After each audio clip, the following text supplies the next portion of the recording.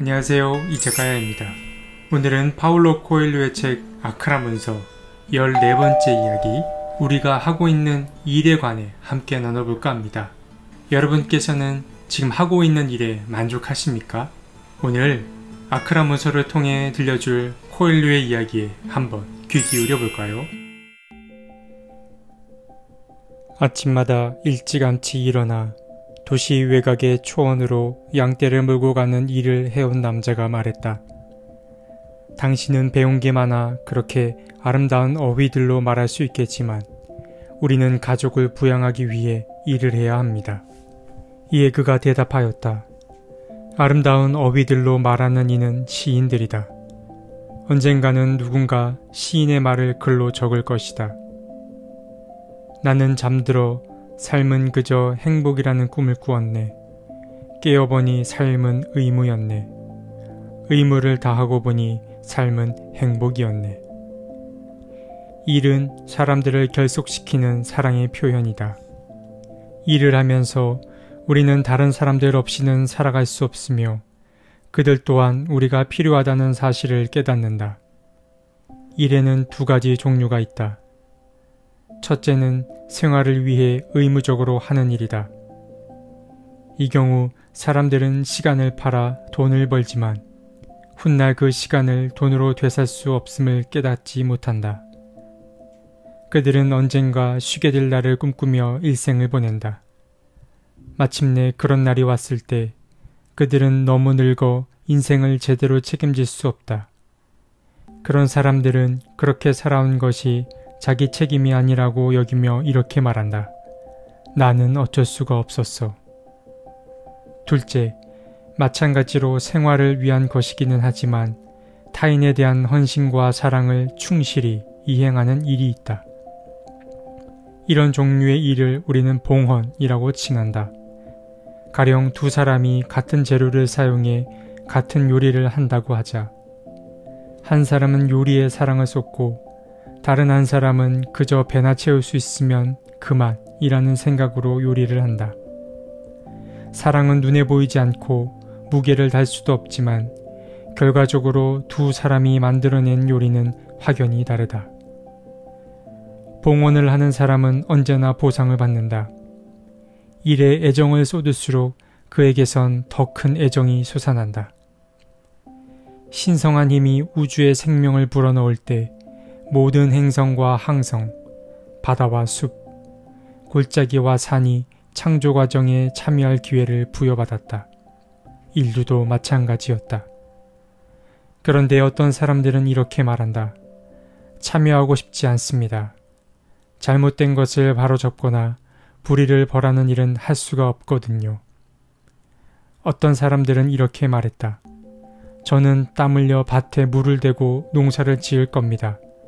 그것이 창조주를 찬양하는 저만의 방식이니까요. 그때 악마가 다가와 달콤하게 속삭였다. 내가 하는 일은 저 바위를 언덕배기까지 계속 밀고 올라가는 것과 같아. 언덕배기에 올라가면 바위는 다시 언덕 아래로 굴러 내려간다고.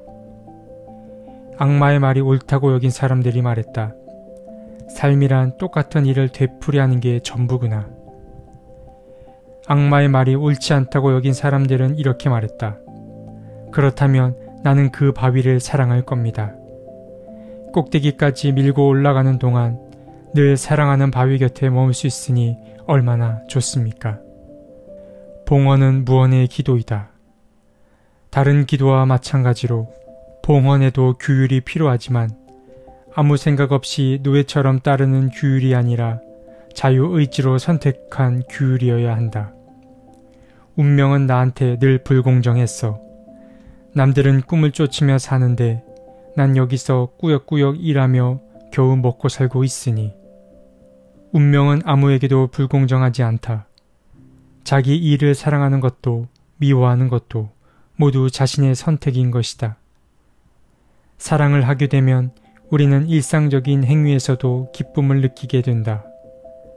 어느 날 문득 꿈을 찾아 길을 떠난 사람들이 느끼는 것과 같은 종류의 기쁨이다.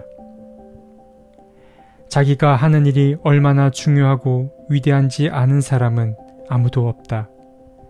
바로 거기에 봉헌의 신비와 아름다움이 있다. 일이란 우리에게 맡겨진 사명이므로 우리는 그 일이 자신의 사명임을 믿고 이행해야 한다. 씨앗을 심은 일꾼은 태양에게 오늘 아침에는 더 쨍쨍하게 빛나라 고 말하지 않는다.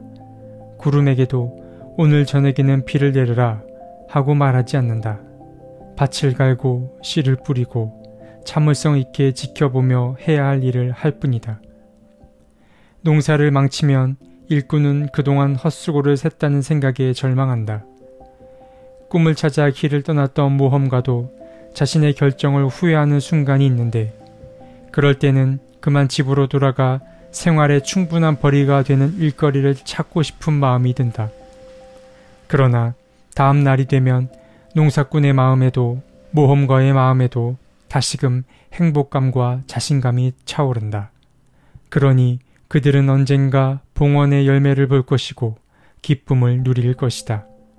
그들은 같은 노래를 부르고 있다.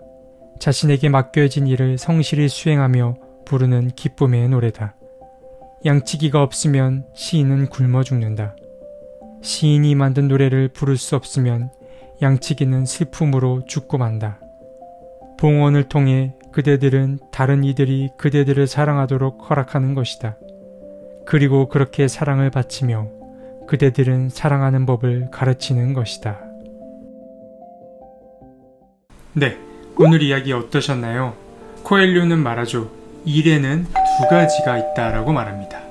먼저 첫 번째는 생활을 위해 의무감에 하는 일, 그 일이 있다고 말합니다. 이 일은 쉽게 말해 무슨 말인가요? 단순히 생계와 돈을 목적으로 하는 일을 말합니다. 그리고 두 번째 일은 어떤 일이 있다고 말하죠?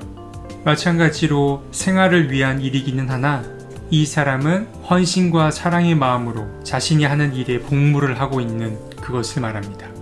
요리에 관해 예를 드는데 만약 우리가 누군가를 위한 요리를 할 때 단순히 요리 그 목적으로 하는 사람과 어떤 애정과 사랑의 마음을 담아서 요리하는 사람의 그 결과물은 아무래도 차이가 있을 수밖에 없다라고 말합니다. 물론 코엘료는 이 두 번째 일, 봉헌과 사랑의 마음으로 일을 하는 사람에 관해 긍정을 합니다. 사람은 누구나 세상이 시작되면서 어떤 창조 과정의 일부를 담당하고 있습니다. 하지만 그런 창조 과정에 요청을 받은 사람들은 두 가지 반응으로 또 나뉜다고 하죠. 먼저 첫 번째는 굳이 그 창조 과정에 참여하고 싶지 않아 하는 사람들입니다. 이 사람은 잘못된 것을 바로잡거나 불의를 벌하는 일을 하기를 원치 않습니다. 그리고 두 번째로 반응하는 사람은 자신이 맡겨진 일, 예를 들어 땀을 흘려 밭에 물을 대고 농사를 짓는 일에 복무하면서 그것이 곧 창조주를 찬양하는 자기만의 방식이라고 말하는 사람이 있다고 말합니다. 이 두 가지 반응을 하는 사람에게 어느 날 문득 악마가 다가와 속삭인다고 하죠. 악마는 삶을 바위에 비유해서 이야기를 합니다.